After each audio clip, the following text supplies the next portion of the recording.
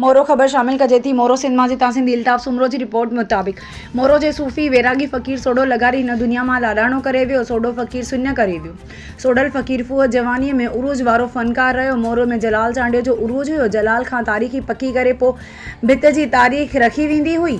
फ़क़ीर सोडल जलाल चांडियो जे उन रिकॉर्ड जहिड़ो ई फ़नकार हो। संदसि उरूज में बि घटि न हो। मोरो शहर खां अलावा पूरे सिंध संदसि सुञाणप बणिजी वई हुई। हिन जी गायकी मुनफ़रद हुई, निराली हुई, मन खे राहत ॾींदी हुई। सादाब हिन फ़क़ीर जी सुञाणप हुई। ॿांह ॿधण जो हिन जो अंदाज़ प्यार भरियो हूंदो हो। गचेरो चौक मोरो वटि मथे संदसि ओताकड़ी हूंदी हुई, जिते ॾींहं राति साज़ व आवाज़ जी महफ़िल मतल हूंदी हुई।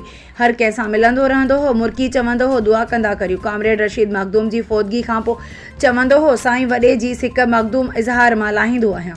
सोडल फ़क़ीर लगारी जी ज़िंदगीअ जा आख़िरी ॾींहं दर्दनाक हुआ। हिन जो ॾुखायल ज़िंदगी रुआरे विझंदी हुई। शुगर जी करे पेर फटण सां फटियल हूंदे बि हू हलां कंदो हो। तमामु घणो रोईंदो हो। बसि सोडल फ़क़ीर लगारी सारी सिंध जी मोरो खे बि सुञो करे वियो।